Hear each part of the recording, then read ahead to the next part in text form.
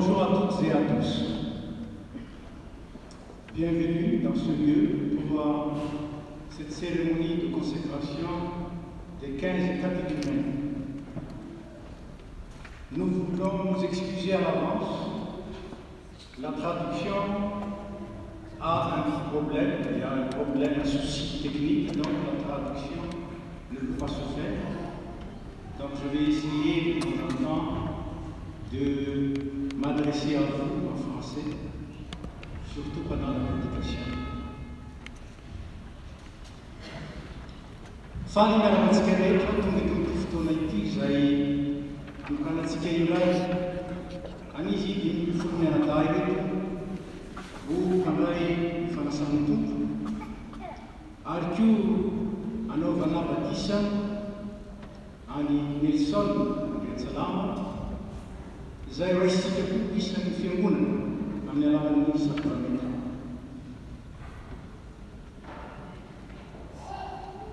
Ampitomboina amintsika rehetra ny fahasoavana sy ny fiadanana avy amin'ilay ankehitriny sy taloha ary avy amin'ny fanahy izay manoloana ny seza fisiany ary avy amin'ny Jesosy Kristy vaovolombelona maro sy lany nampahomby maty ary lehibe ny manjaka amin'ny tany. Amen. Benedicite.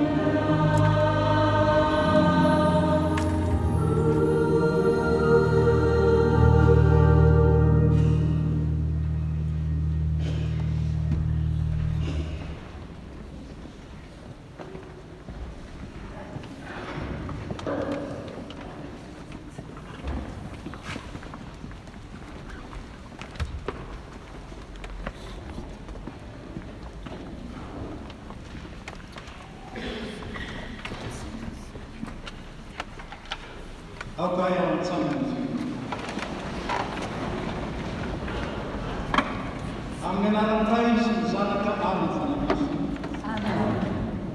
Salamo faevaka amin'izao no ifamalintsika ka ny mpitarika no manao ny tapany voalohany ary ny tapany faharoapesay. Endreny amanao ny asanao Andriamanitra fa endreny no nanaovanao azy rehetra.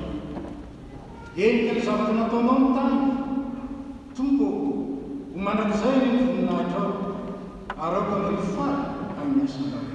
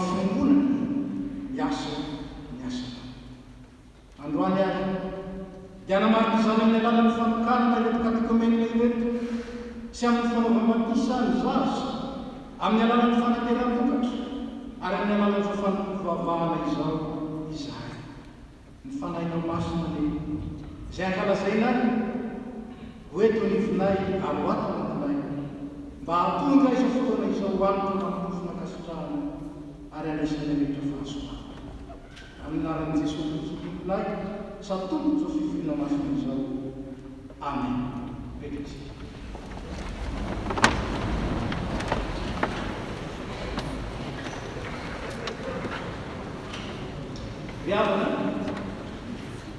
samy tsy misy tanteraka isika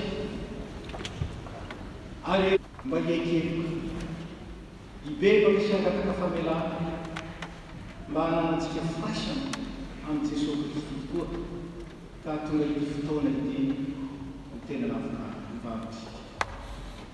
Ry Andriamanitra reto izay manatona anao ny fanendrentena miaiky ny fahantrahanay sy ny fahotanay sy nanome anao ny voninahitra tokony anao zay nandika ny lalana masony zay tsy mba nikatsaka ny fanjakanao sy ny fahamarinanao mety ny zavatra rehetra zay tsy tia ny namany tahaka ny tenanay zay rendrika tao anatin'ny fakapanazy zay ka ny fahotana zay tokony-nakalainay nanjary nakamarinay ary sainay natao teny masona miaraka ny rainay ny fahamanako io zay afakotana sao zay afakely vozy ny fanainay Jesosy fizanako komizenay mikatanay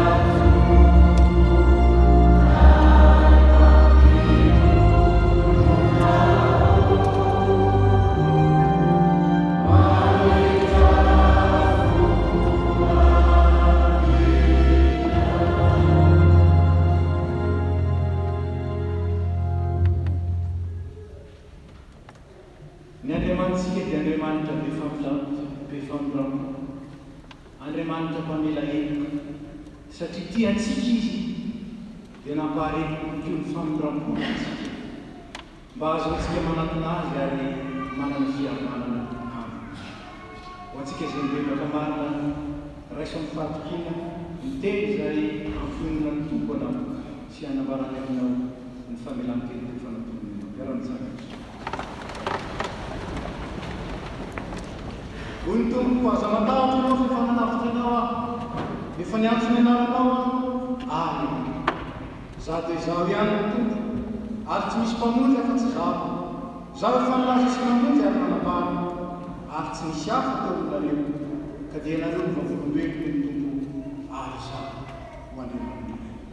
Ko voavelany ny karin'ny naranomasina, aleluia, mihirana.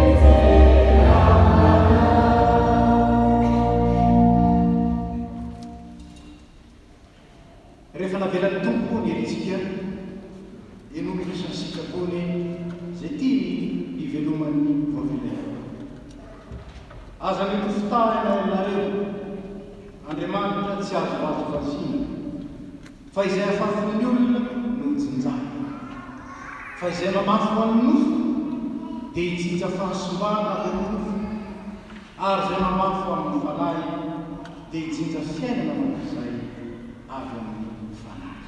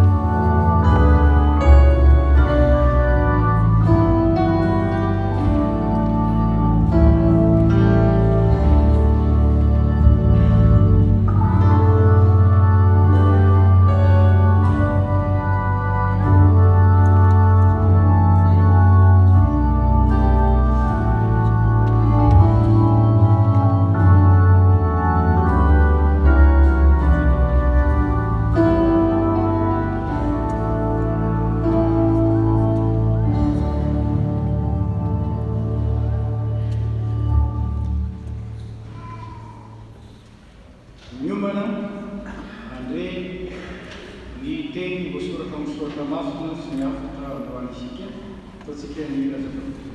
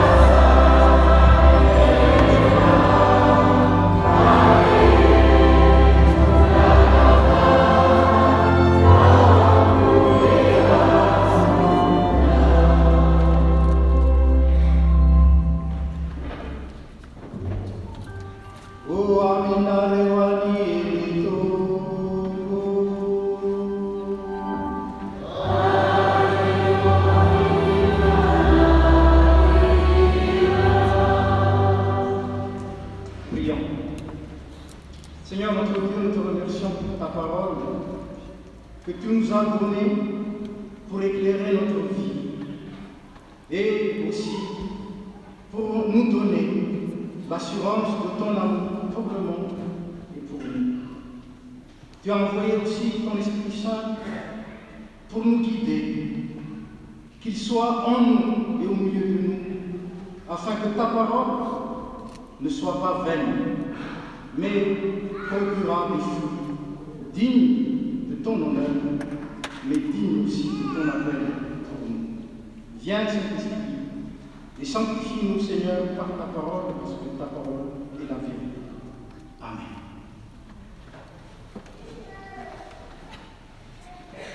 Ao amin'ny asan'ny apôstôly faharoa ny voalohany ka hatramin'ny fahaenina folo toizantsika ao amin'ny epistily ho an'ny Romana toko fahavalo andininy fahavalo ka hatramin'ny fahaenina folo. Asan'ny apôstôly toko faharoa andininy voalohany ka hatramin'ny fahaenina folo. Romana toko fahavalo andininy fahavalo ka hatramin'ny fahaenina folo. Vakitsika misesy ao amin'izany ny lalana. Ary tonga ny andro Pentekosta, dia teo amin'ny fitoerana iray izy rehetra. Ary misy teo tonga tampoka avy tany an-danitra, toy ny rivotra maheno fofofo, ka nanomboka rehetrany monatra. Ary misy lela maro mitarena azy miseho taminy izay mizarazara, ary mipetraka tamin'izy rehetra isan'olona izany. Ary samy feno fanahy maso izy rehetra, ka dia miteny tamin'ny fiteny maro samihafa araka ny nampitenina ny fanahy masona azy. Ary misy jiosy vavaka tsara toetra tamin'i Jerosalema avy tamin'ny firenena samihafa rehetra ambany lanitra. Ary no mireza ny feo zany dia niambina olona maro ka very hevitra fa samy nare azy ireo niteny tamin'ny fiteniny aby izy rehetra.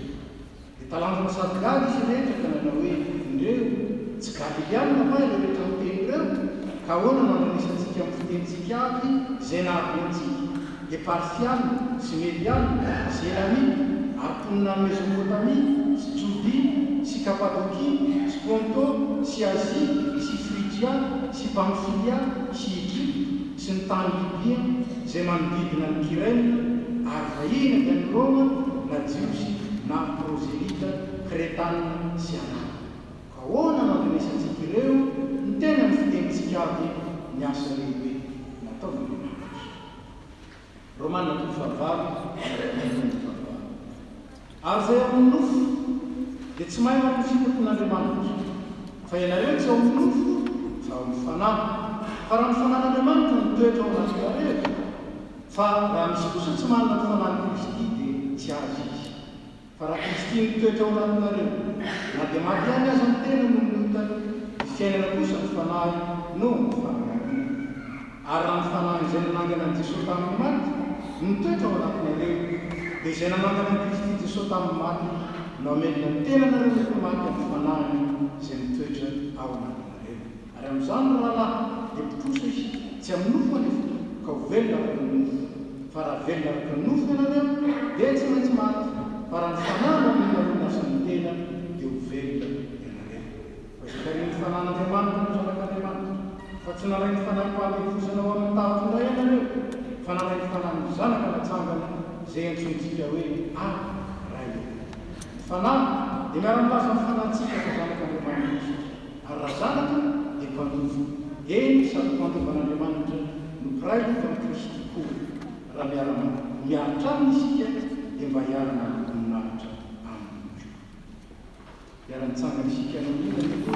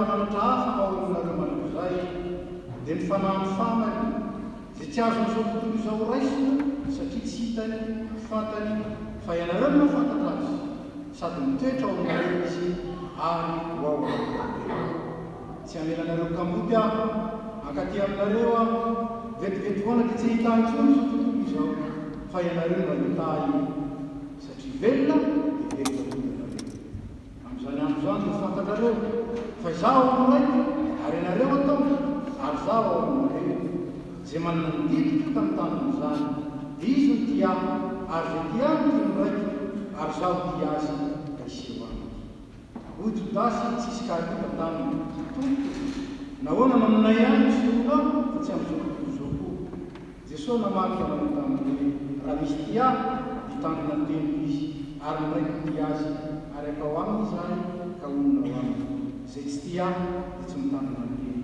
ary miteny verena reo tsy ahy fanoraizana izany teny izany rehefa voalazako taminareo raha mbola mitoetra tao aminareo aho fa ny fananana dia ny fanahy maso izay ranona ampianarana izy no ampianatra nareo ny zavatra rehetra sy ampahatsiara nareo ny zavatra rehetra izay nolazaiko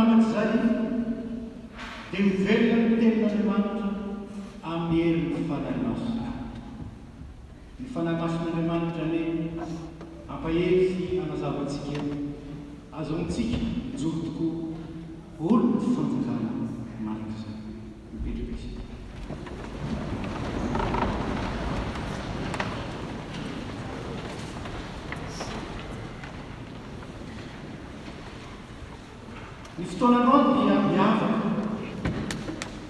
satria manotrona anisy 20 menaday reto isika ary maneho amin'ny fanotronansika ny fisaorantsika n'Andriamanitra ny fiombonansika amin'izy ireo ary ny lehibe zao ny fiarahantsika aminy eo amin'ny fiangonana ho mpikambana tompona rehetra membre responsable ary ny lehibe manokana azy ireo afa-tsiaro aminy iray ny fanekena tamin'ny batisa izay nandraisana azy ho vahoaka ny fanjakana vahoaka ny fanjakan'Andriamanitra na olo ny fanjakan'Andriamanitra. Aujourd'hui, nous allons consacrer ces 15 catéchumènes pour être membres responsables au sein de l'Église, des citoyens du royaume, citoyens du ciel. Aonatin'izany fanjakan'Andriamanitra zany dia tsara manimba manamamy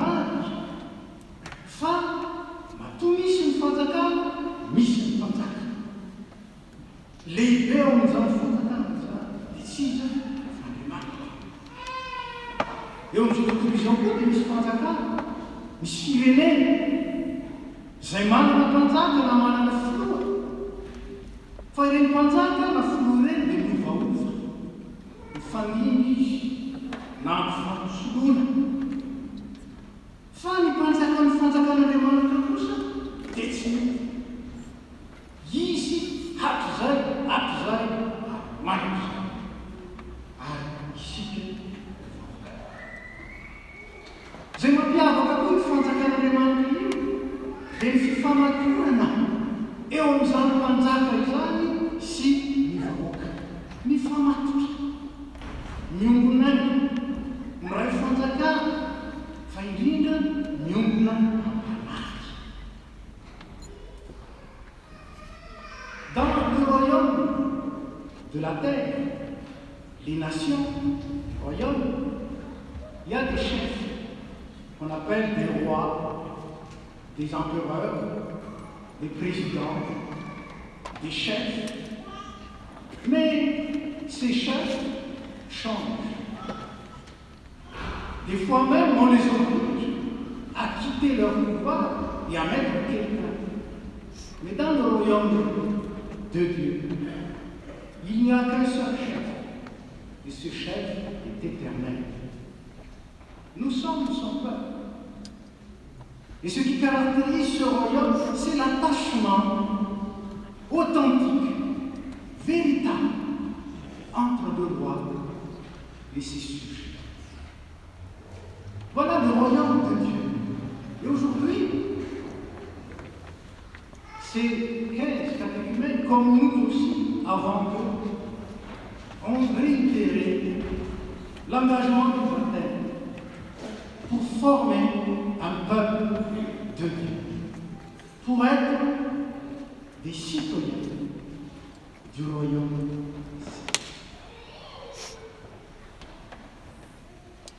Io mpanjaka mandrakizay miantso dia namalibana. Ity volana Jona ity dia manana anjara toerany amin'ny vahoaka aty Eropa.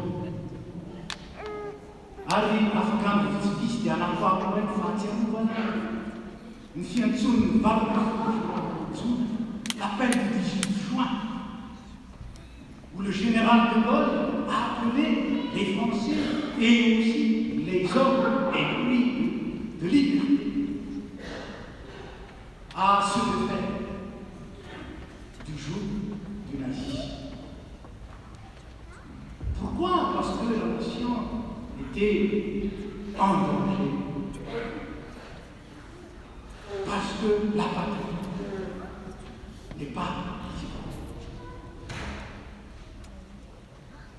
dans le royaume de Dieu, il y a aussi cet appel.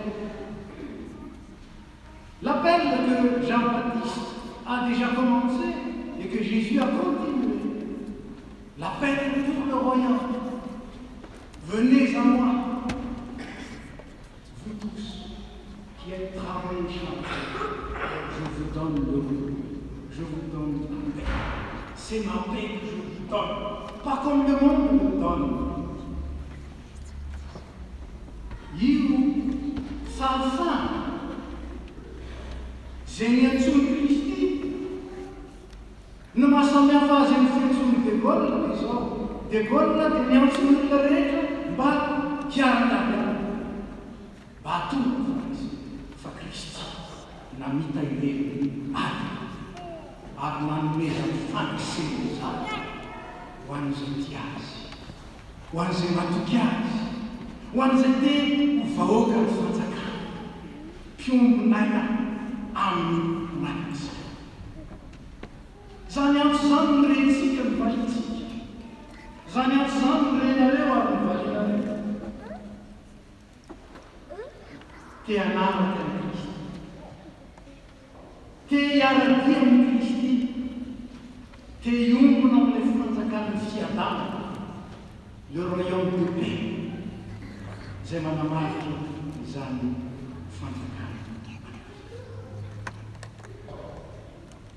Fanafana efa vita, fahafahana toto omeny, fiainana efa vonona zanone ary analana tsy ho zanaka an'Andriamanitra amin'ny alalan'ny finoana Jesosy Kristy. Tsy maintsy naray fiadiana tamin'izany fotoana izany miara-mily résistant. Fa ilay mpanafika sy manome fahafantsika manome maimaimpona ao antsika ny fahafana. Si le général de Gaulle nous a appelés pour combattre, a appelé les Européens et puis le paix, et les Malgaches qui ont participé d'ailleurs, c'est pour combattre et gagner avec lui. En fait, il voulait affirmer qu'il ne peut pas gagner seul. Par contre, le chef qui nous a appelés, il a gagné seul. Sous la parole. Il a combattu pas avec nous, mais pour nous. Et nous donne gracieusement la victoire, la paix. Et il nous donne comme gage de cette bonne volonté le Saint-Esprit. C'est le Saint-Esprit qui atteste en nous, qui dit à notre esprit que nous sommes enfants de Dieu, frères de Christ, nés avec lui et en lui. Nous sommes une nouvelle créature. Nous avons reçu une nouvelle citoyenneté, la citoyenneté du ciel. Seulement, cette citoyenneté doit se vivre. Cette citoyenneté a un esprit qu'il faut respecter. Nous le savons dans une nation. La citoyenneté présuppose le respect à la fois du droit ou des droits et du devoir ou des devoirs. C'est ça, les droits et les devoirs. Souvent, c'est par contrainte. Mais dans le royaume de Dieu, ce droit et ce devoir se donnent et se reçoivent dans l'amour.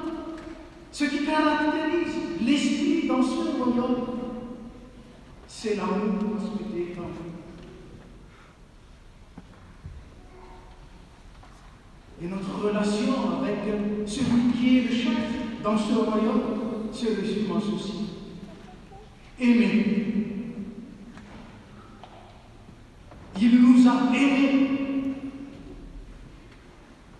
Et il veut que nous l'aimions comme il nous a aimés. Et puisque nous avons reçu par le Saint-Esprit, son esprit, l'esprit d'amour, il nous exhorte aussi à s'aimer les uns les autres. Voilà l'esprit qui règne dans ce monde. Il n'y a pas de paix sans amour. Il n'y a pas d'amour qui sème autre chose que l'amour.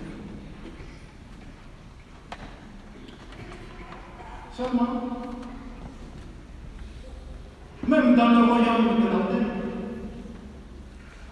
il y a des citoyens fantômes. Qu'est-ce qu'un citoyen fantôme? C'est un citoyen qui ne respecte pas la société où il est, qui ne respecte pas la nation, qui ne respecte ni les droits, ni les devoirs. Dans le royaume des cieux, il ne peut y avoir des citoyens fantômes.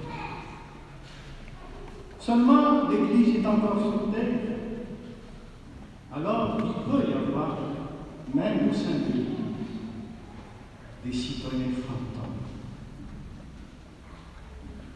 Des citoyens qui ne sont pas animés par l'amour, mais par l'égoïsme, l'égocentrisme, qui ne cherchent pas l'ordre, mais le chaos, le désordre, qui ne pensent pas d'abord aux autres, comme le dicte la loi, mais qui pensent surtout pas l'amour à soi-même. Alors, dans la société, il y a un esprit qui anime d'ailleurs les citoyens fantômes. C'est l'article 0 du Code civil. Vous savez qu'il n'y a pas d'article 0 dans le Code civil. Mais cet article 0 est souvent écrit dans la conscience des gens. C'est quoi? Pas vu, pas pris, pas coupable. C'est ça l'article 0. On le voit dans le respect des codes de la route. Quand il n'y a pas de radar, n'est-ce pas? Pas vu, pas pris, pas coupable. C'est impossible dans le royaume de Dieu, parce que Dieu connaît le cœur, Dieu sonde le cœur. Seulement dans l'Église, on peut être tenté. Alors aujourd'hui, vous vous engagez, comme nous nous sommes engagés avant vous, pour être citoyens de ce royaume. Pas des citoyens fantômes, mais des vrais, véritables. Mais vous savez, avec l'injustice qui règne, parce que ça peut atteindre même les hauts spectres de la direction d'une nation. Vous savez qu'on fait le classement maintenant des pays champions dans tout ce qu'il y avait ici. Le terme qui signifie en fait, qu'on traduit par ce terme, c'est une famouf, c'est-à-dire que la culture.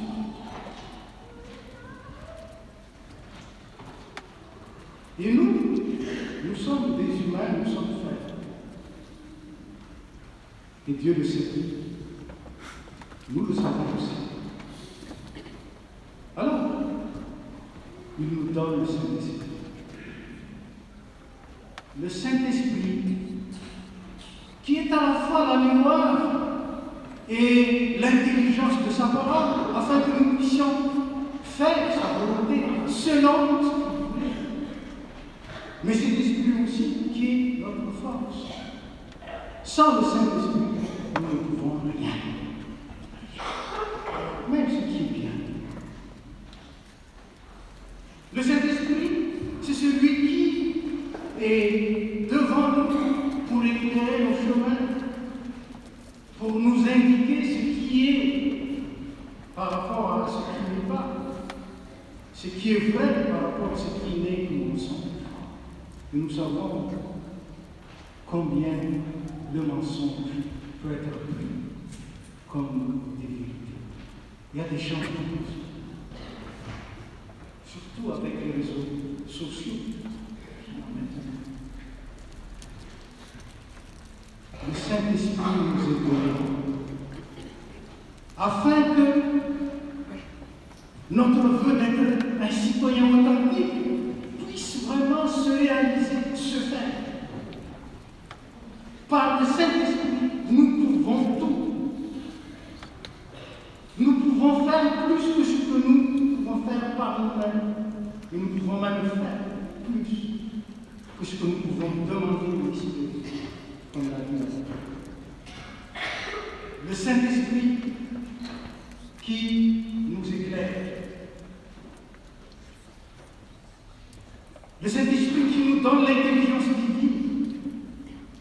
Le Saint-Esprit qui nous donne la force, la puissance.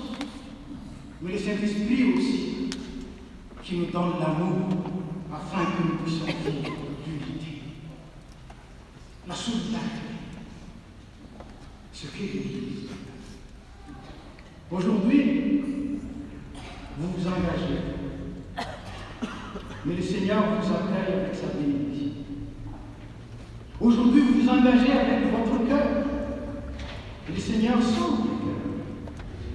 Mais il vous accueille aussi avec son Esprit Saint, afin que vous puissiez recevoir la puissance d'être des vrais témoins, d'être des citoyens authentiques, d'être les petits Jésus dans le monde, afin que vous puissiez montrer partout où vous allez combien Dieu est beau,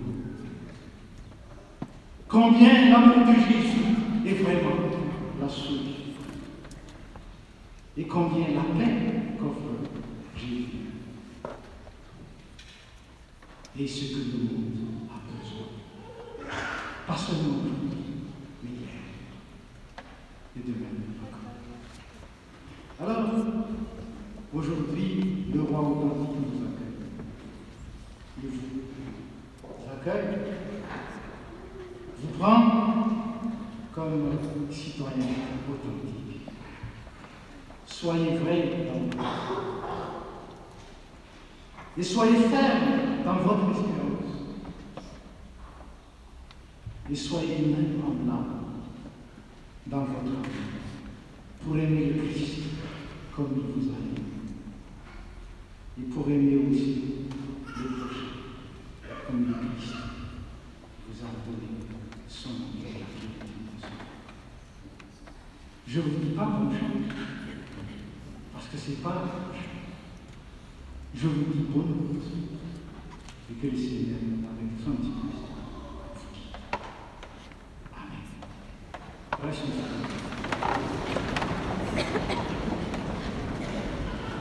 Wamnalele François Francisco Christine Fiabana di Mantalaya di Fresno Fanumas.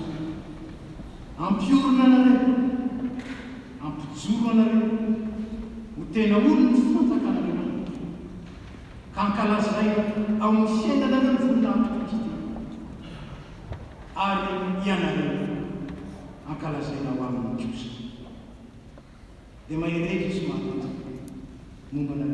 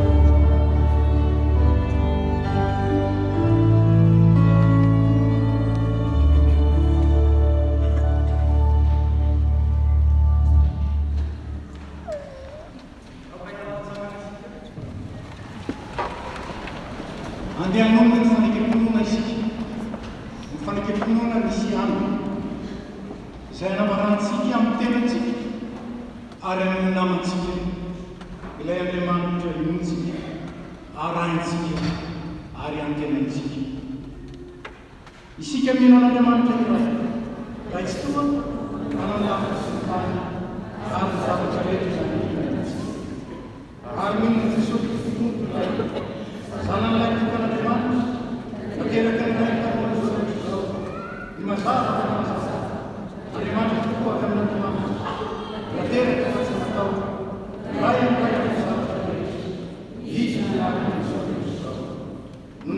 velho, sabe como tem de ir para a realidade, a hora que falar com a família, estava a reproduzir, eu tenho uma coisa, um bom legal da sociedade, não vai para a tia, estava na nova contemplada, vai isso na mão, que só não estava lá para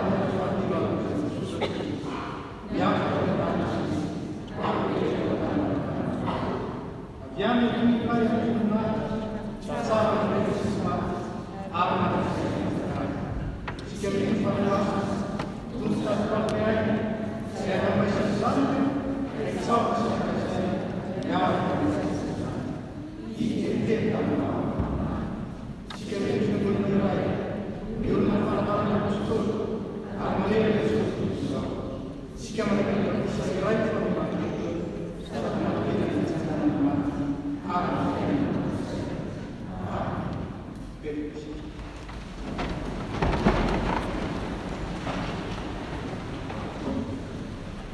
Anche la delle costi che ma fare si chiama di mandai rimandei sai manmaf fununi armanut zamani banaliman amnelala sakramenta ni patisi ma non i resultati si chiede magari per rimandei si cambia vai a continuare con la nostra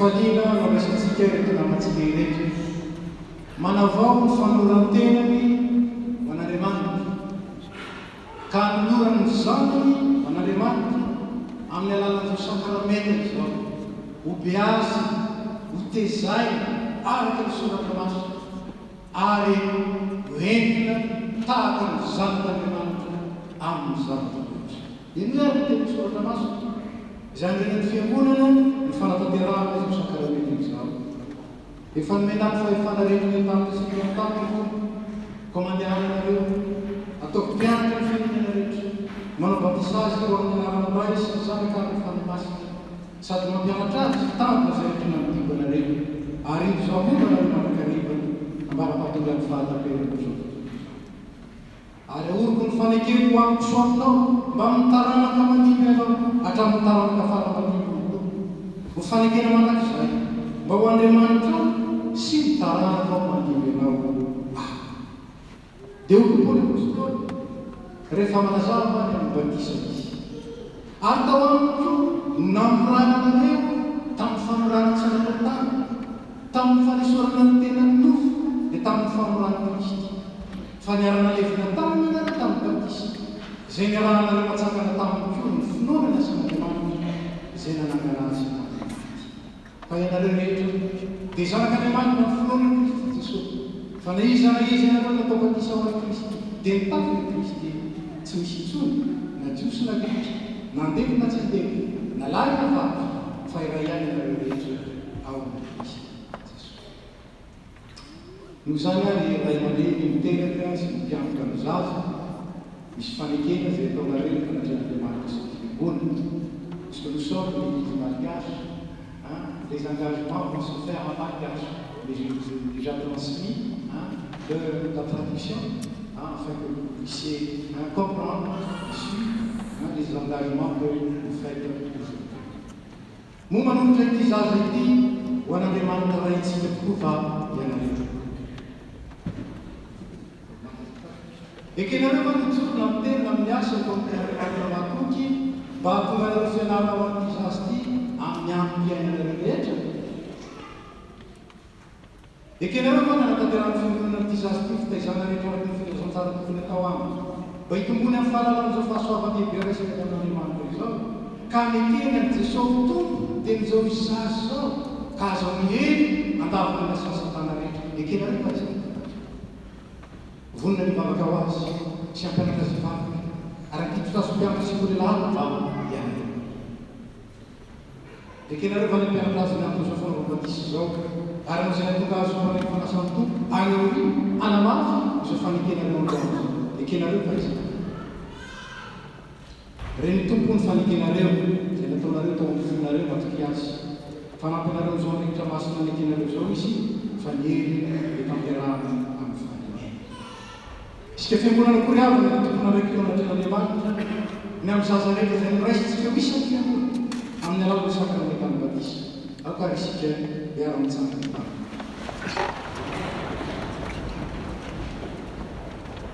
ry Andriamanitra raisitolo ty anakety araikolonao ary ny fitiavanao dia mialoma nakareka ny fitiavana ianao tsaronay zao nididiny Jesosy tomponay sy ny teny fampanantenana nome tamin'andreny sakrameny batisa ko mitanao aminao zay manatrena aoka ny fanana masina meheheky ny asa dia tanteranay tomponao batisa zao fa raha mameloelona amin'ny zavaboary ihany ny ampiasaina ity zay natao anasa fa ho famantarana kosa ny fanadiovananay amin'ny fiainana vaovao ao Kristy zany ty zaza zay atao batisa ty anefa ho voaray manak'izay ny fanekenao ka ampitafino zanakao izy ampiraisendriky aminy ny asan'ny fanana masina zay nitahaka azy isanandro hitombo amin'ny voninahitra manak'izay amin'ny anaran'i Jesosy Kristy zanaka mpamonjenay amen.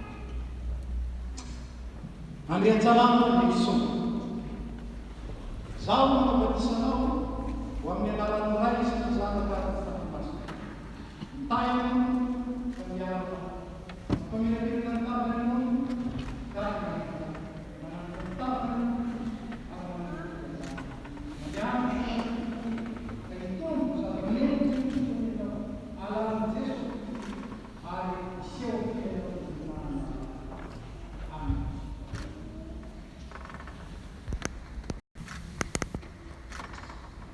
Mbola hivantana isika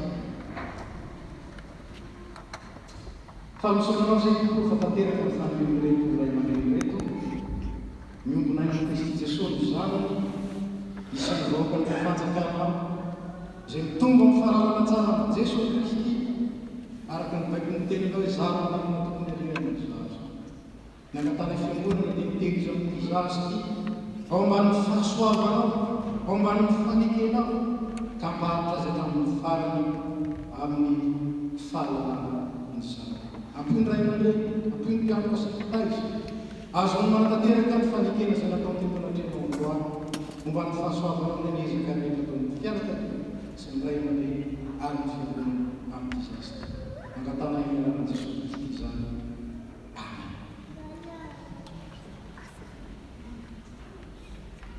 Le Seigneur est avec vous, il vous accompagne, comme j'ai dit tout à l'heure.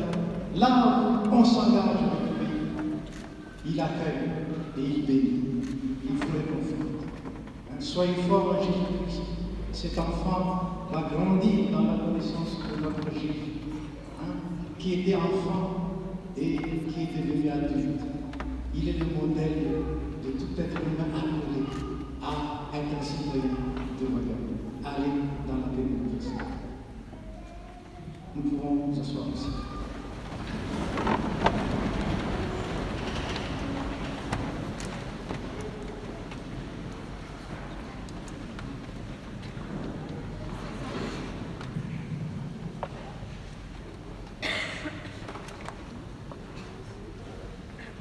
Zao dia miomana kosa isika ho amin'ny fanamafisana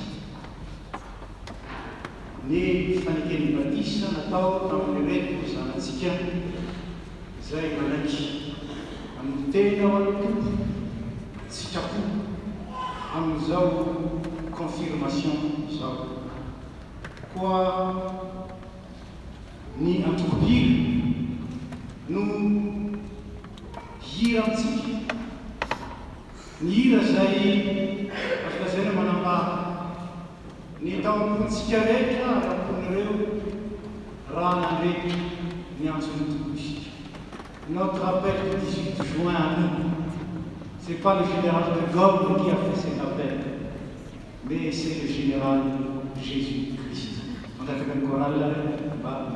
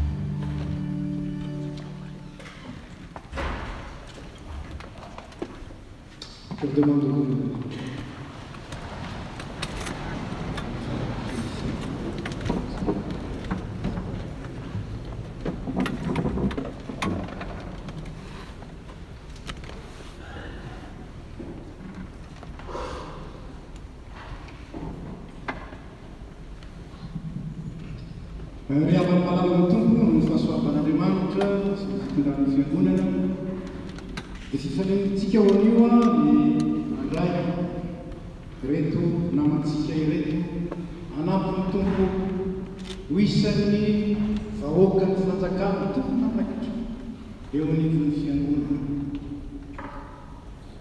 Vavolombelony ny fanaikeny reto ny antso sy ny fitiavan'ny Kristy azy ary miombona amin'ny fahatsiarovana ny anavony reto ny antsoina sy ny nandraisanantsika tsirara ka nanaovantsika fanekena tsara teo mason'ny fiangonana. Aokarisika ampiray ny fontsika sy ny fivavahantsika amin'ny fandraisana reto avantsika ireto ho isan'ny tenan'ny Kristy miombona tabatra miombona andraikitra sy miombona didiana miombona aminy dia miady amin'ny fahotana miady amin'ny aizina eo amin'izao. Efa nampianarana ny fomponana kristianina araka ny soratra masina ireo ary manamafy ny fanekena izay natao ny ray aman-dreny teo amin'ny batisa vavaka. Raha eo sotranao izay ny amin'ity fotoana ity sitraka ao mantsy ny nanometoky anay fa miteny fikasana momba ny famonjena dia ho anaisany zanakay ary ho an'izay rehetra lavitra na iza antsony fitiavana anatinao. Andriamanitra tsara sady mahatoky eo nino fanamaranao zay teo amin'ny batisa dia nanokana ny zanakay ho anao zay ka nangataka ny mpitsahany fahasoavanao aminy dia nampianarana ny filazantsara izy ireo ary niezaka izay na dia maneny azy mba hitarika azy amin'ny fahalalana tsara sy ny fiainana manko izay. Ankehitriny rehefa nandray ny antsonao izy ka afaka hidy ankalalana ny lalana izorana dia tonga etondratrianao hanambady ny fotoana eno reny vavaka rehetra miakatra aminao azy ary raisy koa izay rehetra ny ankehitriny ho amin'ny firaisana masonanao amin'ny anaran'i Jesosy Kristy zanako mpamonjy anay ho azy ny aroanao ray any alavitra soan'ny fanamasina mitery sy ny laza amin'ny voninahitra manao nira fa efapolo amby zato sy efajato sika 446 ny andininy voalohany sy fahatelo 446 première et troisième histoire.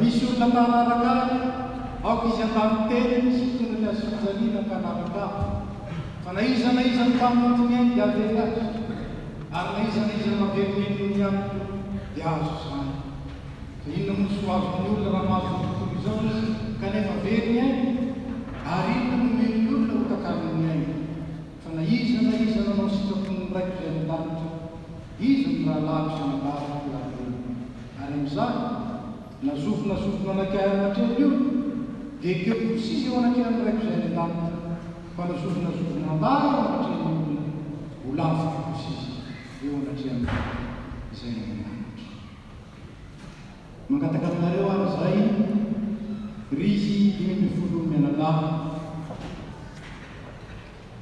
mba maro ny fanekena ilay ny fiangonana amin'izay rehetra telo manisa ianareo va mihinana amin'ny manitra-paharentsika sady rentsika amin'ny tanana zay tiantsika nanomeny Jesosy Kristy zanan'ilay tokana zay maty sy nitsangana tamin'ny famonjenantsika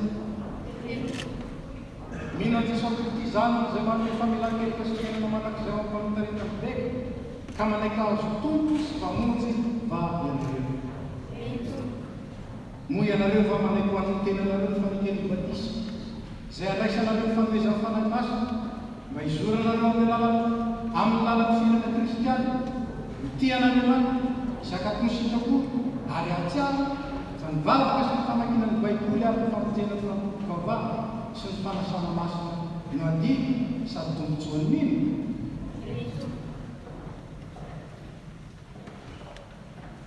afarinareo anao mivavaka zay ianareo. Seigneur Jésus, je crois que tu es mort pour moi à cause de mes péchés pour me racheter. Tu m'as sauvé, tu m'as purifié. Je t'accepte dans mon cœur comme mon Seigneur, mon Sauveur et mon Dieu.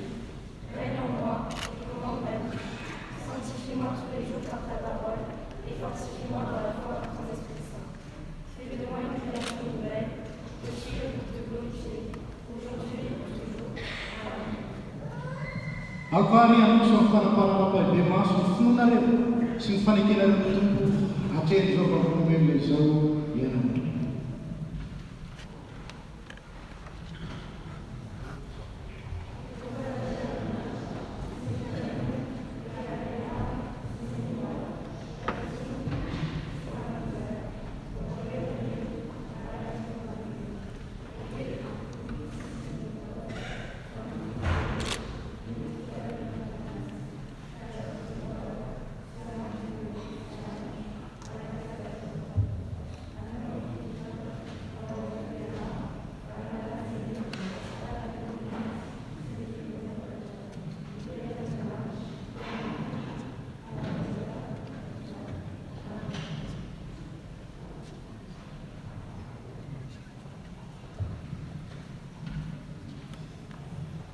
Sao dia mangataka ireo mpiara-miasa ao atao anaty katekomena na mampianatra mangataka anareo mirahalamu matoky liva version matoky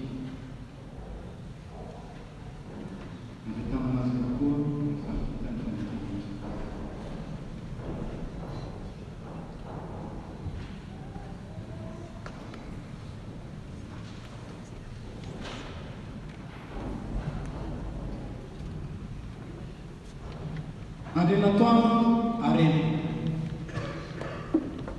Mais ceux qui se confient en l'Éternel renouvellent leurs forces. Ils prennent le vol comme les ailes. Ils courent et ne se lassent pas. Ils marchent et ils ne se fatiguent pas. Isaïe 40, 31.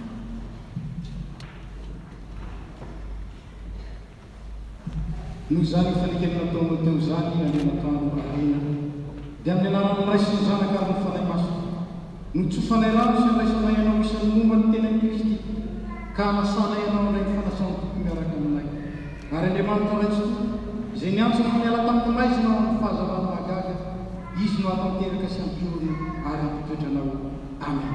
Mitsangana ary mahireza sy mahatanjaka momba anao tokoa.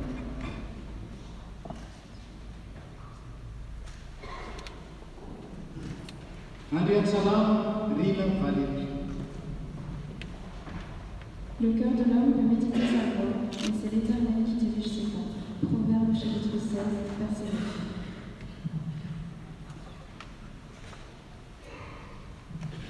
noho izany fanekena nataonao teo izany andrehan-tsalama rina valio dia amin'ny anaran'ny Ray sy ny Zanaka ary ny Fanahy Masina nitsofanay rano sy andraisanay ianao isan'ny momba ny teny Kristy ka hanasanay ianao handray ny fanasana miaraka aminay ary Andriamanitra Ray tsy toy izay niantso no niala tamin'ny maizina ao amin'ny fahazavana mahagaga no hatanteraka sy ampiorina ary ampidraitranao. Amen. Mitsangana ary mahireza sy mahatanjaka momba anao.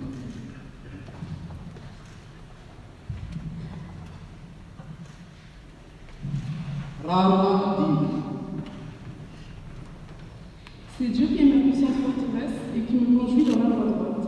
2 Samuel, chapitre 22, verset 33. Noho izany fanekena nataonao teo izany rahalahady dia amin'ny anaran'ny Ray sy ny Zanaka ary ny Fanahy Masina nitsofanay rano sy andraisanay ianao isan'ny momba ny teny Kristy ka hanasanay ianao handray ny fanasana tompo miaraka aminay ary Andriamanitra Ray tsy toy izay niantso no niala tamin'ny maizina ao amin'ny fahazavana mahagaga no hatanteraka sy ampiorina ary ampitoetranao. Amen. Mitsangana ary mahireza sy mahatanjaka ny tompony.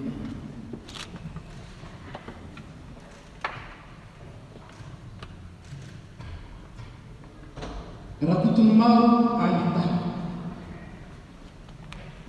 Recevez aujourd'hui la restitution par le Seigneur et qui vous accorde aujourd'hui une bénédiction. Exode chapitre 32, verset 29. Rakotony maro ahita. Noho ny fanekena izay nataonao teo dia amin'ny anaran'ny Ray sy ny Zanaka ary ny Fanahy Masina nitsofanay ranonao ary andraisanao anao isan'ny momba ny teny Kristy ka hanasana ianao handray ny fanasana tompo miaraka aminay ary Andriamanitra Ray tsy toy izay niantso no niala tamin'ny maizina ao amin'ny fahazavana mahagaga no hatanteraka sy ampiorina ary ampitoetranao. Amen. Mitsangana ary mahireza sy mahatanjaka momba anao.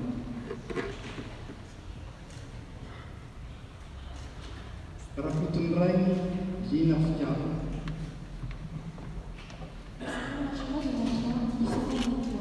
Il ne te lâchera pas, il ne t'abandonnera pas. Fais donc pas peur, ne te laisse pas décourager. Il te courage et te conduira assez vite.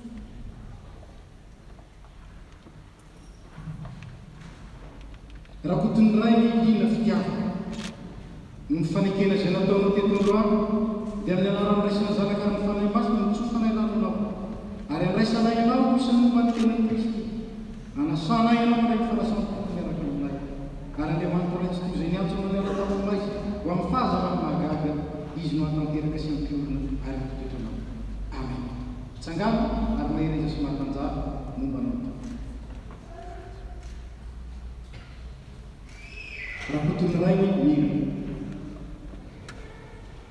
Car l'amour de Dieu consiste à garder ses commandements. Et ses commandements ne sont pas pénibles, parce que tout ce qui est né de Dieu vient du monde, et la victoire qui triomphe du monde, c'est notre foi. Première lettre de Jean, chapitre 5, versets 3 et 4.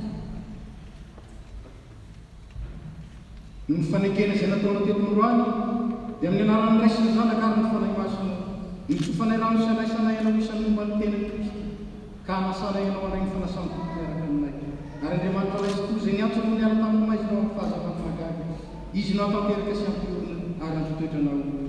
Amen. Mitsangana ary mahireza sy mahatanjaka momba anao.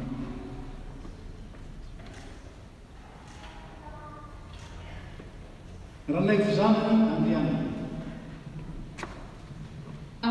Katika zawadi rehetra dia mianas ahazoa dia tena Andriamanitra dia izay voantso amin'ny fifanarahan'ny rombana do fahavalo ny fahafalam-pomba. Noho ny fanekena izay nataonao teto androany ranay fizanana andriana dia amin'ny anaran'ny Ray sy ny Zanaka ary ny Fanahy Masina nitsofanay rano sy andraisanay ianao isan'ny momba ny teny Kristy ka hanasanay ianao handray ny fanasana tompo miaraka aminay ary Andriamanitra Ray tsy toy izay niantso no niala tamin'ny maizina ao amin'ny fahazavana mahagaga izy ny hatanteraka sy ampiorina ary ampitoetranao. Amen. Mitsangana ary mahireza sy mahatanjaka momba anao.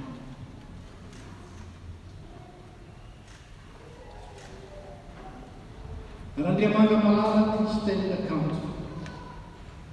C'est de lui, par lui et pour lui que sont toutes choses. À lui la gloire dans tous les siècles. Amen. Romains chapitre 11, verset 36. Noho ny fanekena izay nataonao teto androany dia amin'ny anaran'ny Ray sy ny Zanaka ary ny Fanahy Masina nitsofanay rano sy andraisanay ianao isan'ny momba ny teny Kristy ka hanasanay ianao handray ny toy izay niantsona niala tamin'ny may vao mifazavana magaga izy niatanteraka sy ampory nialam-pitonao. Amen. Tsangana ary mahiriza sy mahatanjara mombanao. Randriamanjara ny fitiavana. Seigneur, je te cherche de tout mon cœur et ne me permets pas de m'éloigner de tes commandements. Psaume 119, verset 10. Noho ny fanekena izay nataonao teto androany, Randriamanjara fitiavana, dia amin'ny anaran'ny Ray sy ny Zanaka ary ny Fanahy Masina, nitsofanay rano sy andraisanay ianao ho isan'ny momba ny tenany Kristy. Ary anasana ianao ireny fanasana tokoa miaraka amin'ilay. Andriamanitra Ray tokoa, izay niantsonao niala tamin'ny may izy nao amin'ny fahazavana magaga, izy niatanteraka sy ampotoana anatoetranao. Amen. Mitsangana ary mahiriza sy mahatanjara mombanao. Rassemblez mes frères. Confie ta vie au Seigneur, aie confiance en lui, et il agira. Psaume 37, verset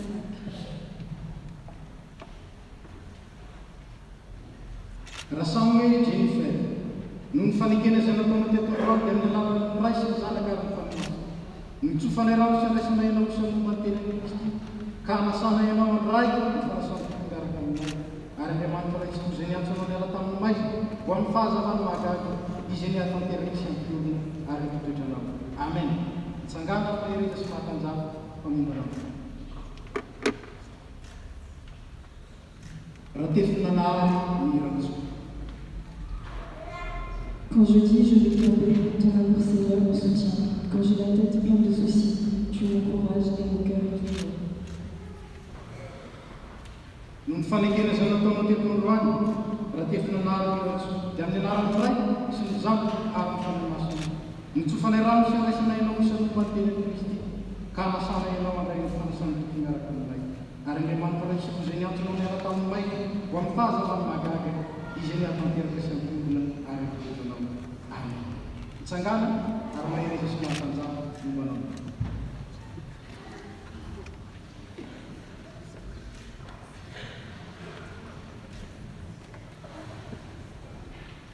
Rakotoary soa Andriamiratra.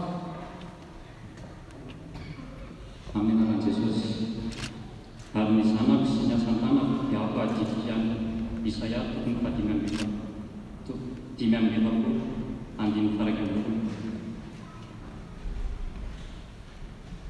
Noho ny fanekena izay nataonao teto androany, rakotoary soa Andriamiratra dia amin'ny anaran'ny Ray sy ny Zanaka ary ny Fanahy Masina, nitsofanay rano sy andraisanay ianao ho isan'ny momba ny tenany Kristy, ka hanasana ianao indray ny fanasana tokoa miaraka amin'ilay.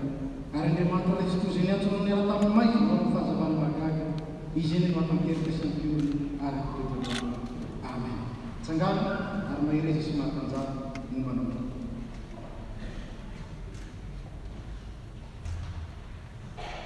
Rakoto malala amin'ny soa.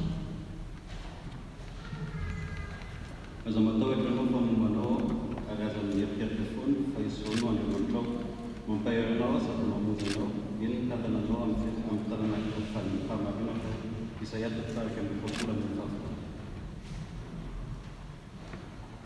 Noho ny fanekena izay nataonao teto androany dia amin'ny anaran'ny Ray sy ny Zanaka ary ny Fanahy Masina, nitsofanay rano sy andraisanay ianao isan'ny momba ny tenany Kristy, ka hanasana ianao andray ny fanasana tokoa miaraka amin'ilay. Ary Andriamanitra Ray tokoa izay niantsonao niala tamin'ny may ho amin'ny fahazavana magaga, izy niatanteraka sy ampiorina ary nampitoetranao. Amen. Tsangana ary mahiriza sy mahatanjara mombanao. Raha ifisaona misaotra ny Kristy Jesosy tompontsika aho, izay nampahery ahy, fa nataony nahatoky aho, tamin'ny tendreny ho amin'ny fanontona. Bokin'ny Timoty, toko 2:1-4. Noho ny fanekena izay nataonao teto androany raha ifisaona kotsy, dia amin'ny anaran'ny Ray sy ny Zanaka ary ny Fanahy Masina nitsofanay rano ao, ary andraisanay ianao isan'ny momba ny tenany Kristy, ka hanasana ianao andray ny fanasana tokoa miaraka amin'ilay. Ary Andriamanitra Ray tokoa izay niantsonao niala tamin'ny may ho amin'ny fahazavana magaga, izy niatanteraka sy ampiorina ary nitoetranao. Amen. Tsangana ary mahiriza sy mahatanjara mombanao. Raha zanavatovo ary tiana, izy dia efa Mpandray fanasany tompo tany amin'ny fiangonana katolika. Rehefa confirmé araka ny fanaontsika protestanta dia tsy atokana vaovao izy fa raisy tanana izy rehefa nanaraka ny fampianaran'ny katekomeny ny herintaona ary nanaiky anaraka ny finoantsika protestanta dia raisy tanana izy androany. Koa amin'ny tanananao zay ny anaran'ny fiangonana manontolo ary nitsodralonao amin'ny anaran'i Jesosy Kristy amin'ny anaran'ny ray ary amin'ny anaran'ny fanahy masina. Ahatonganao ny tena vahoakan'Andriamanitra mahatoky, ahatonganao vavolombelona mahatoky hatramin'ny fahafatesana omeny ny tomponao sady olona fiainana. Izy ene dia niantso anao avy amin'ny ny aizy ho amin'ny fahazavany mahagaga, izy ahatanteraka sy ampiorina ary mitotra anao. Mahery Jesosy.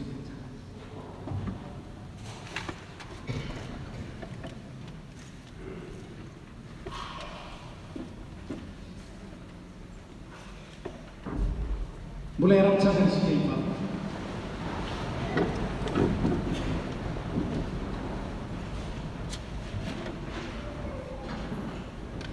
Tompon'Andriamanitra misaotra anao zay ny diorany menao iainana eto anatrenao ity, apetraka eo amin'ny tananao reto konoko reto. Izay vavy nanamafy ampahibe maso ny fanekeny taminao. Ianao ny antso azy, ianao ny gatanay koa mba hitay azy, hitany fanapaha-kely, mba hitoetra amin'ny fahatokina ary mino eo azy mieky avy amin'ny fanahinao haretaka. Ianao ihany no aka manomana azy anatiny latabatra maso ary ampiditra azy amin'ny firaisana am'zanakao. Tompo mangataka aminao zay, ataovy marina mandrakariva ny fibebahana, ataovy matanjaka ny finoana, ataovy tsy azonzongozonina ny fanantenana ary ataovy mahely ny fitiavana. Aoka hifikitra mafy amin'ny marina izay mahavotsy izy ka hiasa lalandava mba hitombony amin'izany fahalalana izany. Isehoany amin'ny kery mandrakariva ho anatrehan'izao tontolo izao ho vavolombelona amin'ny teny samy asa. Mivavaka aminao koa zay tokoa. Omeo anay rehetra ny amin'ny sotrany eo amin'ny fiainana ny kristianina. Mibanjana ny fanjakana mandrakizay izay fanampanantenainao ho an'ny zanakao. Eno zay ray ny fanampam-po fa amin'ny anaran'i Jesosy Kristy zanakao malala maroko amonjy anay noentina mivavaka aminao. Amen.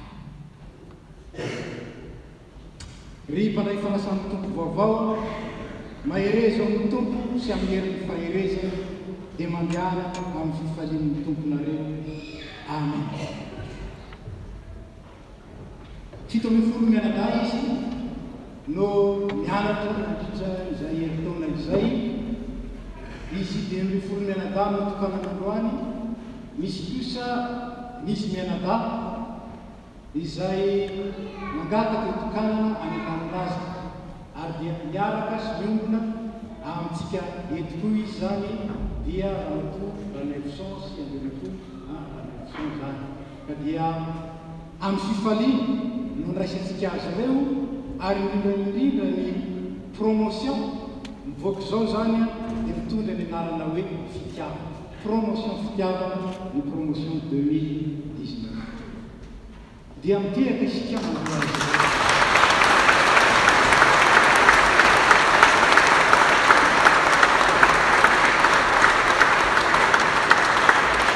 Inazy mitehaka isika. Lazaiko mandrakariva moa fa mitehaka atao fiangonana tsy bravo. Fa entiky ny fiangonana za iraisantsika miteny na mivavaka ary indrindra androany amin'ny fandraisana amin'izy ireo. Izao dia androsoky izy anao anjara hira anankiray izay anehoany ny fanoratena.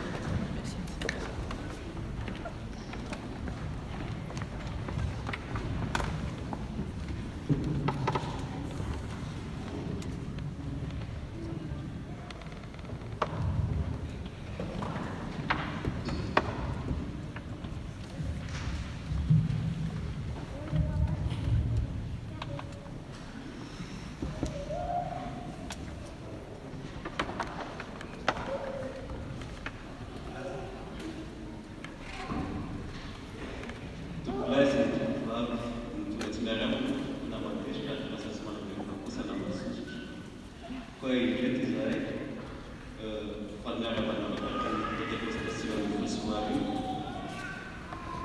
verrà pure tornando economicamente nel paese da Ducati para Santo Colmino medicina tidak yang ada di dalam atau yang ada di pasal dan di batu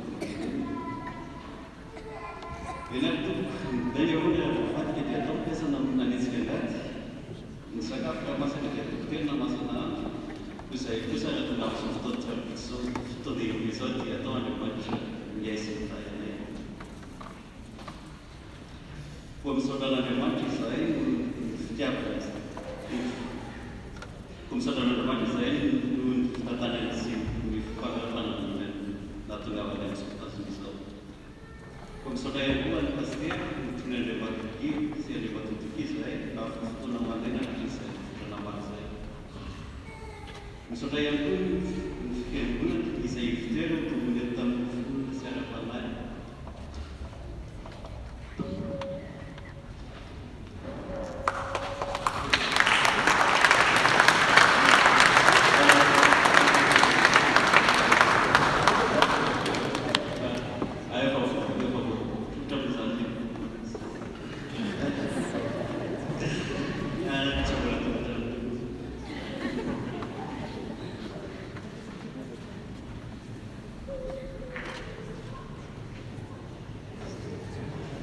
Saya nas matur terpatia, memilih soalan lalu saya, mana jenis soal terbisa. Misal mas dia tu parlawan, kan sebenarnya ini, mari ni tu fatih firman tadi saya, nun fanatik, aku memfokus saya nun tanam, hari ni bisa tiada tanggal. Kuam dengar lagi kita memfirman tadi yang dia mana berada di sana tam lalu. Ada macam yang bahasa kita ada yang tentang kesimpulan mana kuasa yang dasar itu bisa jadi sudah tu lah yang masih ada.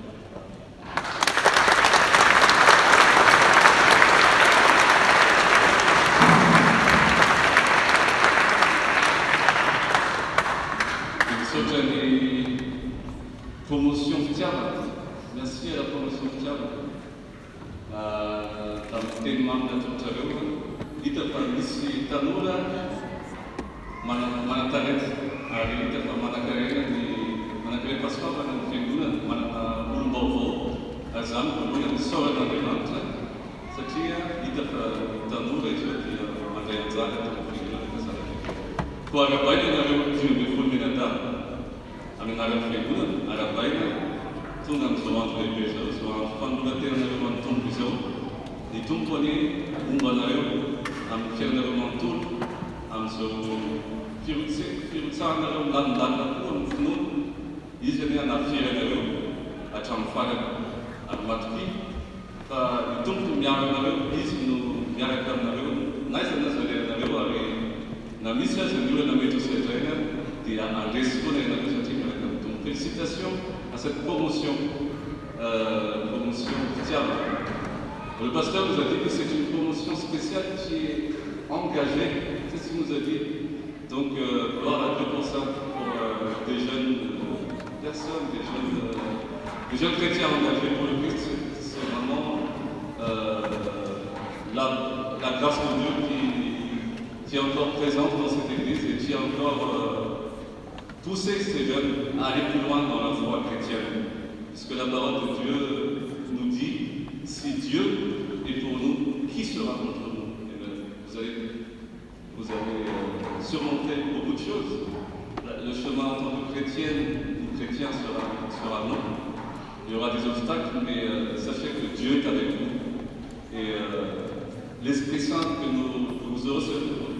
vous recevez aujourd'hui, il sera votre force pour vaincre tout le mal. Et soyez bénis. Et on peut encore applaudir les applaudissements.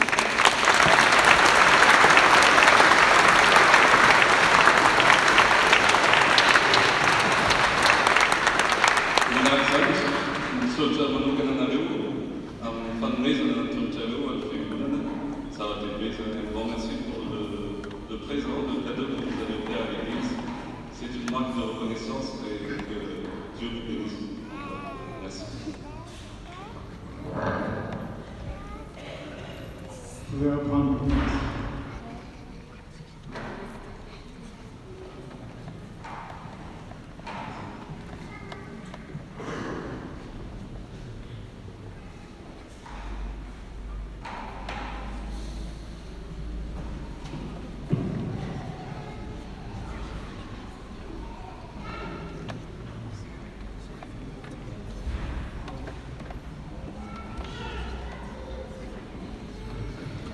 Zao dia manomana ny fo mampanantsika eo amin'ny fanasana masona isika. Dia raisantsika latabatra ny tompo, fampiraisan'ny tompo antsika koa amin'ny alalan'izao fanasana masona izao ho tena iray ho vatana tokany Kristy. Manao ny hira zay fa voatompo isika ary dia mijoro etỳ aoriana ny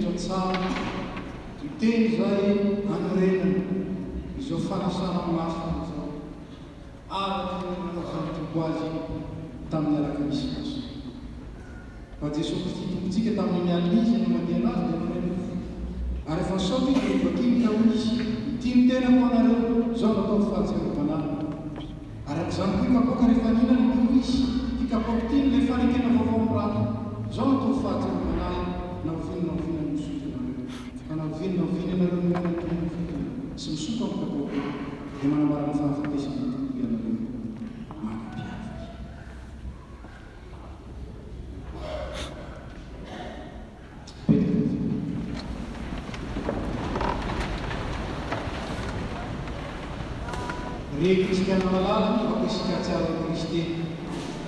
Zay maty soatsika, tsangana fanamarinantsika, dia fanampiavanana tsara sarobidy zay natolotra Andriamanitra atsika. Aoka isika iara-misaosima. Misotranao zay Andriamanitra reneky lalitra sy ny tany. Fa noho ny fanoramponao amin'ny akony tamahaka dia nomenao zaronao vatokany mba tsy ho very zay toy ny masy fanana fiainana koa. Raha io ndreky zay manao tenatreanao ny fahatsarovanao ny fahampitavana zanak'aolo, ny fijaliana sy ny fahafatesana, ny fitsakana ny tamamaty, ary ny fifonany manak'izay ho anay ka dia miandro sy mitalao ny fiverenany izany. Ankehitriny raha io ahitiny ny fanahy masina mba hameno fonay ka andraisany tomponay amin'ny fonona velona amin'izao izy manatona anay amin'ny alalan'ny fanasana izany. Miaraka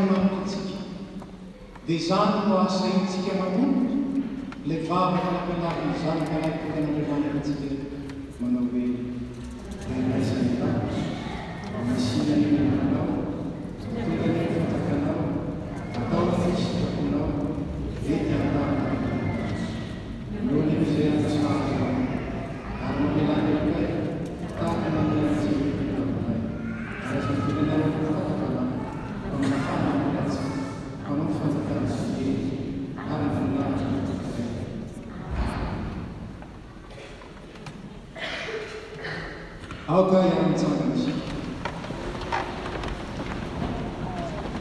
Ny mofo izay manitsika dia firaisana amin'ny tenan'i Jesosy Kristy tompontsika.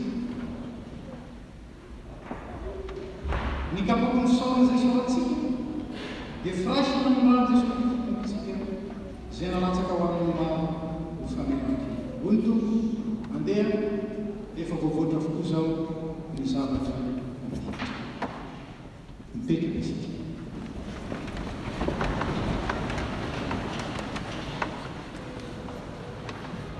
Satria ny katekomenina no zao vao andray fanajantsika azy ireo sady marika koa ho amin'izao fandraisana vaovao zao dia izy ireo no ampandraisana voalohany.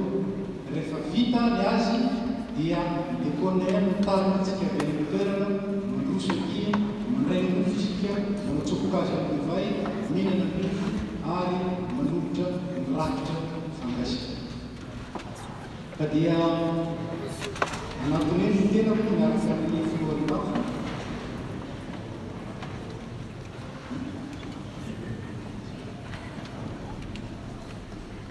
dia atombontsika ny hina 259. Amen.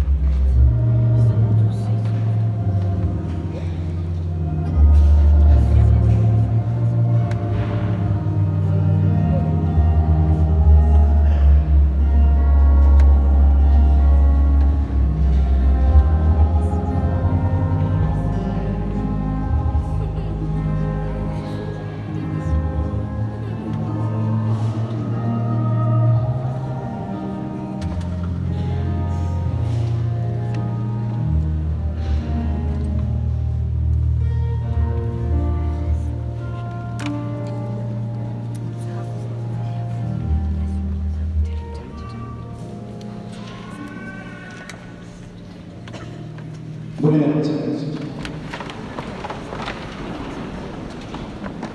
Yesus Kristus tumbutsika sebelum tanah sejalan akan cahaya lamanya. Lefanan menaran tinan sumban, jangan nafutan menaran tamfaltan menaran. Di sini apa yang dalam siap menaran semua.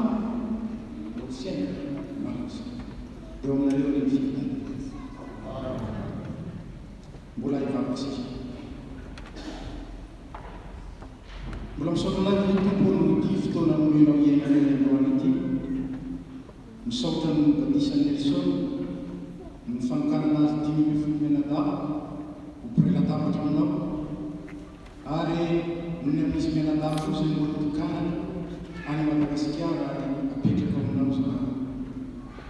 Maka kamu nama saya kalau itu era nama dia tangan yang nama fanan mas, yasmai, atung kan itu na vokap fazakan nama. Sama arah-arah tersebut. Utina pandayan zam, am fiel keunggulan, am jumpa pembeli Kristi, am te, am tuit, am nyas, deuni funzot tu biso. Sika kai kunu am itu kau dah nama lain. Orang tu nak beri, namuyak, orang mana, orang sahih, tu mengenal sah jawab saya. Mahalan yang lain ari mahafkan ni gaji, mahafkan ni fatura, ari mahafkan ni tiga sama. Vamos kamu museu ada sesuatu nama dia tak, mesti yang ni FPM tu tu so fakar zan fai tahu museu. Tahu ya sesuatu yes wait nama mana kisah. Kalau kamu nak seorang fani balik mana mana wan berfirman ini matawa segunda. Kalau kamu nak seorang Kristian apa itu aksinya bahasanya. Aruf tu artok maju bawa formuli nama itu. Kalau kamu nak seorang berfirman nama macam lagi, baik itu siapa nak kaya tanah yang kita untuk orang Madagaskar pun saya untuk masalah. Tapi ni saya kesal dia ufapantakan dalam sendiri. Ufinjuvana mishena nivahoaka mivavaka aminao zay hoan'ny resaka ny fahasoavana sy fitahia ataoko mahay misaotra sy mampisatrika ary ataoko mahay mizara mihitsy. Izany sy rehetra mahasoa tsiraray ny fianakaviana na ny fiangonana na ny firenena na izao tontolo izao mihitsy azy. Nefa tsy voatono ny vavanay tsy voatanisany sainay dia nikinay amin'ny mananaratsoan'i Jesosy Kristy. Amen. Petrika isika.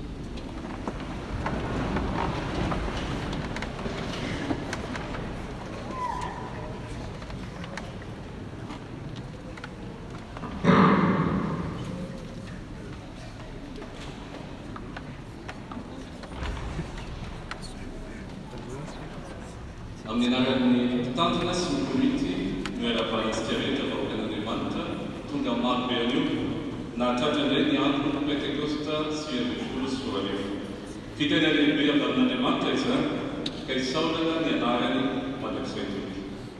Ny Pentekosta dia mampatsiahy antsika indray ny nidinan'ny fanahy masina tonga ny ranoraisiny zanaka hitady-dalana ny olona ho amin'ny marina rehetra dia ny amin'ny finoanan'i Jesosy Kristy ilay ivo miasa lehibe ny ataon'Andriamanitra.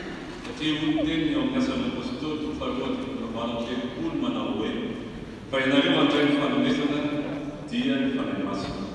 Koa raiso fa tsy ny fanahy masina izany hanavao ny fiainanao tsy hampahiranao satria ny vokatra izany dia zava-tsoa maro ary ny voalaza amin'ny Galatiana faharoa manao hoe fanjokatry ny fanahy kosa dia fitiavana, fifaliana, fiadanana, faharoa, famorapana, fanaovan-tsoa, famarinana, fahalelevana, famolambola, sy misy lalàna manao izany. Koa dia mba Pentekosta sambatra ho antsika rehetra.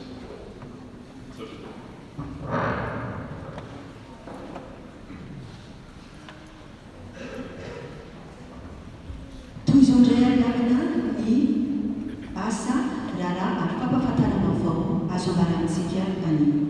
Vaovao nasionaly mikasika ny synode financier. Ny synode financier any FPMA dia ataony sabotsy 5 jona izao any Paris. Mipilatrana sy voan-tafo no misoritelantsika amin'izany. Toy izao ny vaovao ny tafo. filazana manzo. Fa ianao Jehova malalay, mahita ianao mizatoetra ny foko ny aminao.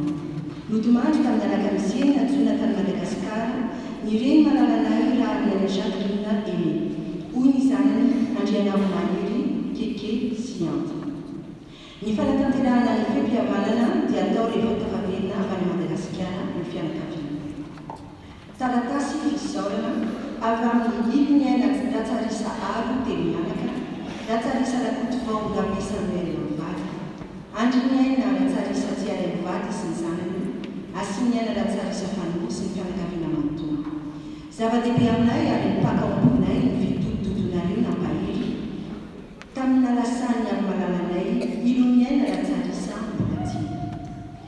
Nafoy andro sy epoy anareo ka ankasitrahana sy isaorana. Singiarana amin'izany, ny mpitandrina Andriamiandra Elize Mivady, ny fiangonana manontolo, ny namana sy tapaka rehetra eto Frantsa sy any tanindrazana.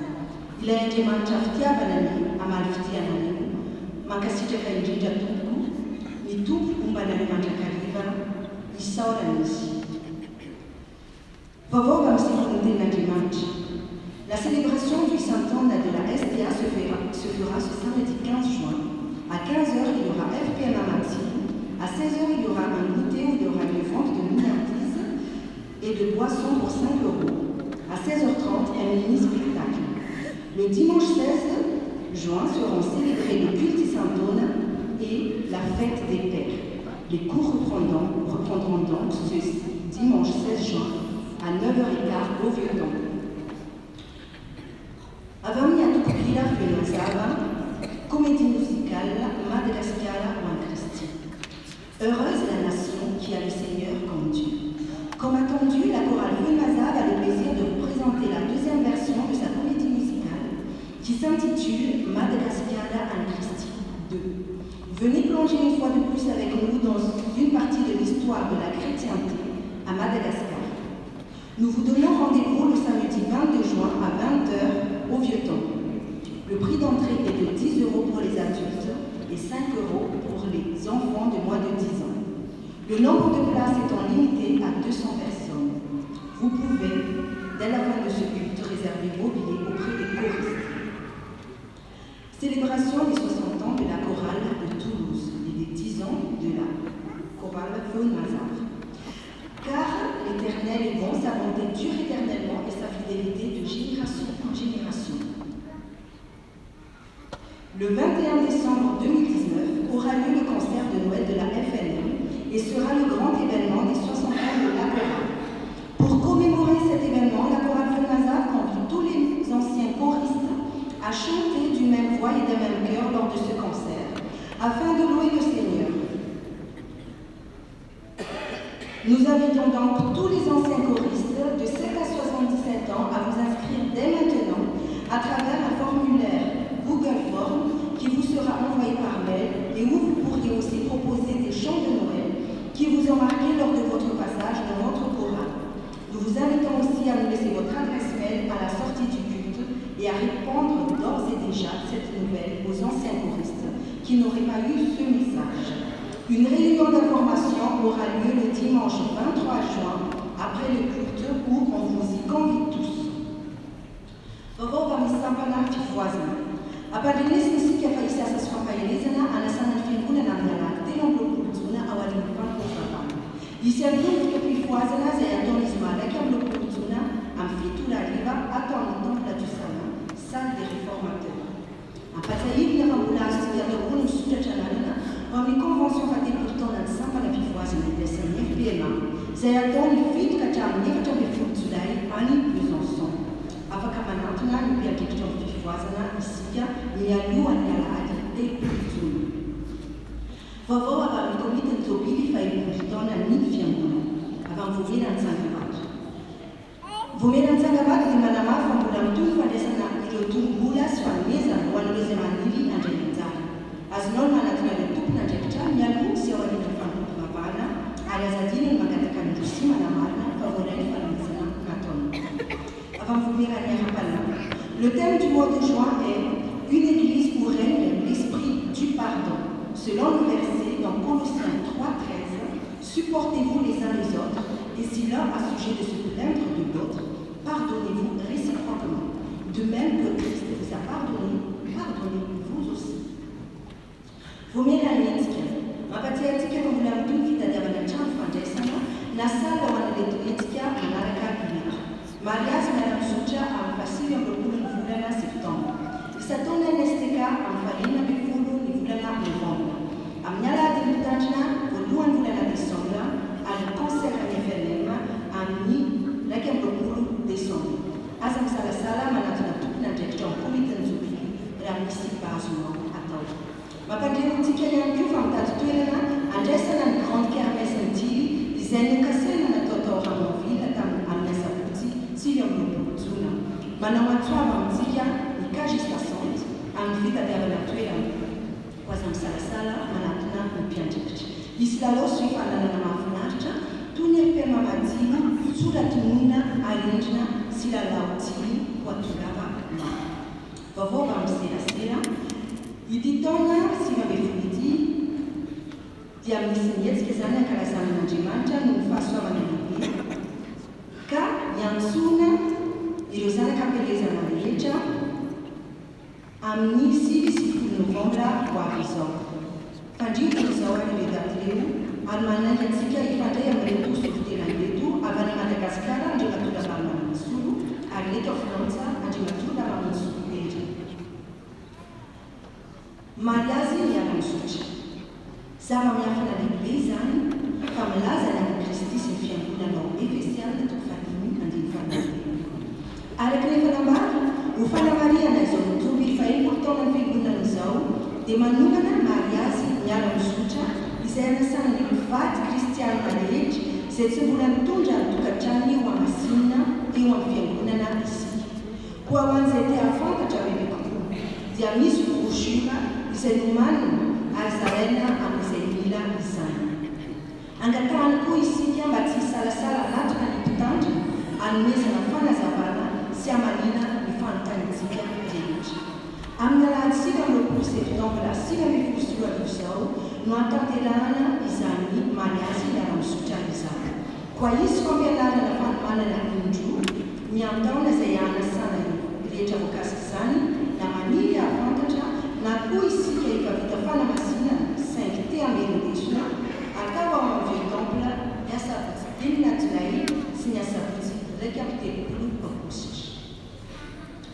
Avant de la sera, il va encore fandala la fontina pour la demande, qui les ansala, c'est un nouvel amanukana à un post, à la journée, à un chankala, sur Facebook, ni FPMA, Toulouse. Ni gazette fière la route de Moussane Nantika, et au Pilavana, il a essayé de faire. Mise famille la relazione pubblica all'Italia perché mi fu nel suo ambito la sua evani a ogni giorno. Usonti artigliani alla di costa se sta dalla fiamma che gianti andiu di manamzanzia andiu dall'altra. Mi fanno proprio la mia lazzi viene a mi fu la prima produzione di anni di templa al manuka di fu questa settimana a fu. Una gente mi fa la giornata dele STA STK, cane fasaci mar de marisia, de mengare tikindinja samela sadi, tanjika slavi, melua nelana, tikela nakati. Ma più mana è sempre più forza la sensazione, ammirati e veni. Soggetti che hanno già fatto la dinama di base nel fuoco, funata, managimanta e di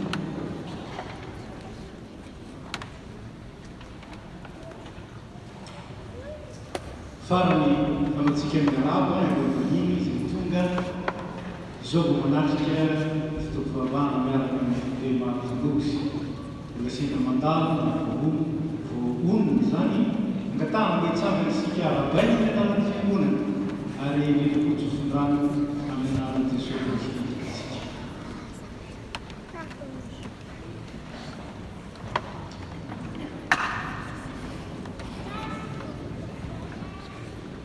si falina le veonai ne rapa na leu armandai na leu e to figura ne be ma to siti chamna de man muti ke te suku tawan sana kane man tare kane pa sita kare ni ana kamnai ne te ala ne te kositi kadim sobre ni makasita kana leu sai fa nivavanareo tsy sainareo ny fonareo miaraka taminay teto dia voabaika nanampy ny fiantanana sy ny aingam-panahy avy aminay misandoka ao an'Andriamanitra ary indrindra mitera sy nanamivoninahy azy ka dia mitsodrananareo zany Andriamanitra ny fahasoavana ny mbola omba atanteraka soa ny antony nampitavanareo eto ary mbola ombanareo na aiza aleanareo azo ola misaotra sy midera azy malakary mijoro vavolombelona ary tsarovy fa naovinanareo ny mandalo ny tomosy misy toeranao anareo eto amin'ny fimbinao tomosy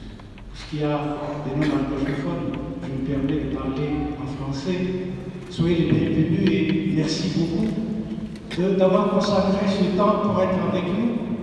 Votre voix, associée à notre voix, a amplifié encore notre adoration, nos prières. Et votre cœur, votre esprit, associé à nos esprits et aussi à notre cœur, a amplifié encore notre élan spirituel pour la prière et pour la communion. Merci beaucoup, merci, et nous voulons vous transmettre la bénédiction divine, qu'il vous accompagne, le Seigneur Jésus, partout où vous allez. Et dites-vous bien que, à tout moment, à tout instant où vous passez sur Toulouse, l'FPMA Toulouse est grande ouverte pour vous. Et merci. Vous pouvez vous asseoir.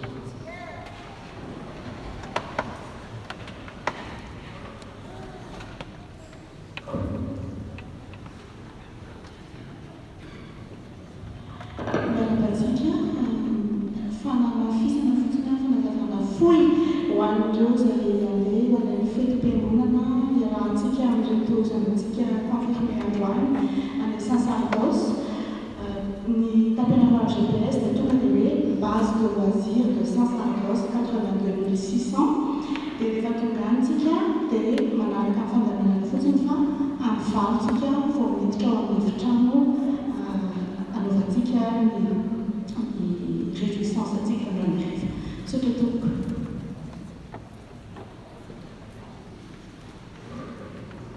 Tout comme c'est un acte, nous arrivons au moment de l'offrande.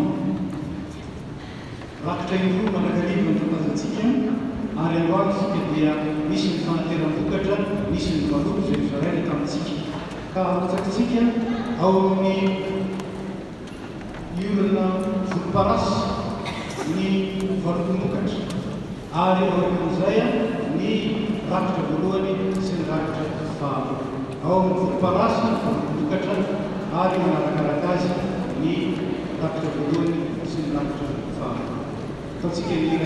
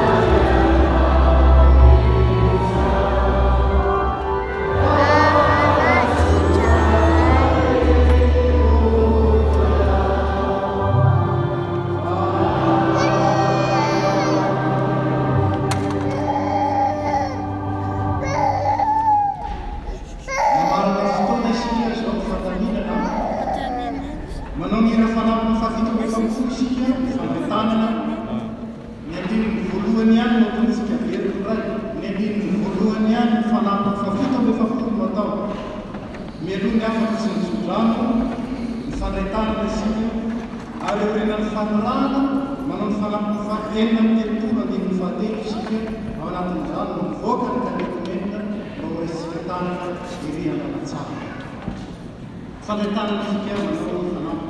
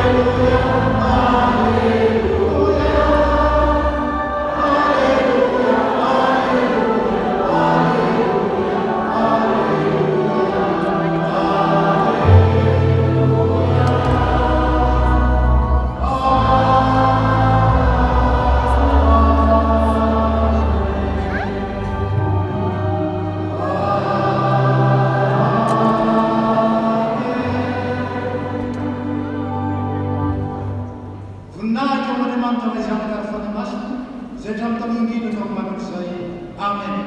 Mandiamo sulla donna, come